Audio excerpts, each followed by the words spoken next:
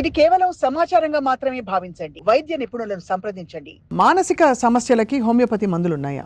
కానీ హోమియోపతి చాలామంది తెలియంది అంటే సైకియాట్రిక్ కేసు హోమియోపతి పెద్దగా ఏం పని చేస్తుంది అనుకుంటారు.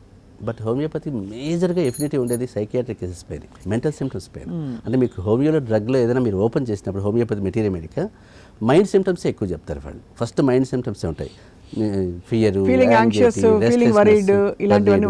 ఫియర్ ఆఫ్ డెత్, చనిపోయిన తర్వాత వచ్చిన కంప్లైంట్స్ ఇవి, డిప్రెసివ్ యాటిట్యూడ్, రెస్ట్లెస్నెస్, ఎక్కడ కూర్చోలేకపోతున్నాను, మాట్లాడలేకపోతున్నాను, ఇవన్నీ సిమ్టమ్స్ హోమియోపతి ప్రతి డ్రగ్లో ఉంటాయి, చాలా డ్రగ్స్లో ఉంటాయి. అంటే మీకు బేసిక్గా హోమియోపతి మెంటల్ సిమ్టమ్స్ పైన బేస్ అయింది కాబట్టి అలాంటి కేసుల్లో మనకు డిప్రెషన్ కావచ్చు, యాంగ్జైటీ న్యూరోసిస్ కావచ్చు, ఓఎస్డీ కావచ్చు, మనం రెగ్యులర్గా చూసే ఓసీడీ కావచ్చు, తర్వాత స్కిజోఫ్రెనియా కావచ్చు, ఇవన్నీ కూడా చాలా బాగా రెస్పాండ్ అవుతాయి. సో మీకు పేషెంట్కి కన్నా మీకు సెడేషన్ లేకుండా హోమియోపతిలో ఉన్న అడ్వాంటేజ్ అంటే సెడేటివ్స్ కాదు ఇవి. ఇప్పుడు మనకి వేరే సిస్టమ్స్ వెళ్ళినప్పుడు సెడేటివ్స్ ఇచ్చేసి నిద్రపోతారు పేషెంట్, సైకియాట్రిక్ కేసెస్ చాలా కండిషన్స్లో. కానీ ఇక్కడ మనకు ఆ ఛాన్స్ ఉండదు మీకు. సో పాజిటివ్గా మనకు ఆ కెమికల్ సీక్రెషన్స్ హార్మోనియస్గా రియాక్ట్ అవుతుంది. అంటే మనం ప్రొవోక్ చేస్తున్నాం అక్కడ. అలాంటప్పుడు మీకు సైకియాట్రిక్ జోన్లో మీకు హోమియోపతి సరిగా వాడితే కన్నా పేషెంట్కి చాలా రిలీఫ్ ఉంటుంది, పెద్దగా భయపడాల్సిన అవసరం లేదు. And finally sir, allopathic tests ఏవైతే ఉంటాయో, అంటే అలోపతిలో చెప్పే టెస్ట్లు, ఎందుకంటే హోమియోపతిలో మనకు తెలిసి బ్లడ్ వర్క్ ఇవన్నీ చేయరు కదా సార్, చేస్తారా? చేస్తారు. అయితే అన్ని టెస్ట్లు మీరు ఈ టెస్ట్లు అనేవి యూనివర్సల్? అంటే టెస్ట్ అనేది ఓన్లీ డయాగ్నోసిస్ కోసమే. అది హోమియోపతి అయినా, అలోపతి అయినా, ఆయుర్వేదం తప్పదు ఏ డాక్టర్కైనా కూడా. ఇప్పుడు మా క్లినిక్లో నాకు రెండు ల్యాబ్స్ ఉంటాయి, అపోలో ఒకటి ఉంటుంది, లెక్కిత రెండు ఉంటాయి మా దగ్గర. సో ప్రతి ఒక్కరికి టెస్ట్ కంపల్సరీ, అంటే రిక్వైర్మెంట్ ఉన్న వాళ్ళకి. ఇప్పుడు మనం చూసే వాళ్ళకి అవసరాన్ని బట్టి టెస్ట్ రాస్తాం.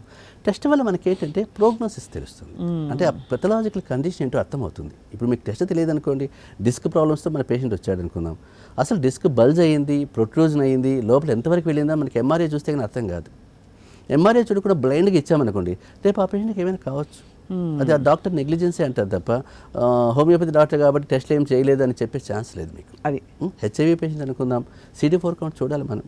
CD4 కౌంట్ చూసుకుంటే పేషెంట్ సర్వైవల్ రేట్ చెప్పాలి మనం. అంటే 3 monthsలో ఏమైనా చనిపోతాడా, 3 years బతుకుతాడని చెప్పాలి. అది మీకు CD4 కౌంట్ చేసి కానీ చెప్పలేము మనము. అలాంటి వాటిలో ప్రతిదీ కూడా మనకు కేసు చూడాల్సింది. టెస్ట్ అనేది కామన్గా యూనివర్సల్గా అందరికీ అవసరమే. మనకు ఇంతకు ముందు ఏంటంటే హోమియోపతి దగ్గరికి వెళ్తే ఏ టెస్ట్లో వద్దు, చేయి పట్టుకొని చెప్పేస్తాడు, మొహం చూసి చెప్పేస్తాడు అనేది అలా వచ్చిందంటే కాన్సెప్ట్. కానీ అది రాంగ్ వే ఆఫ్ మెథడ్ మనకు అవుతుంది, మనకి అది ఎట్లయినా కూడా. డాక్టర్ మధు వారణాసి గారు వాళ్ళు చాలా ఇంట్రొడక్టరీ ఎపిసోడ్లో చాలా గొప్ప విషయాలు చెప్పారు. ఫస్ట్ అసలు ఒక భరోసా ఇచ్చారు for people who don't know homeopathy.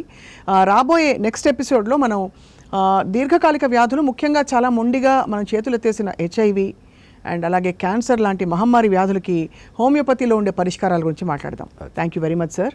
And that's it for now. Next episode కోసం stay tune to Sakshi life.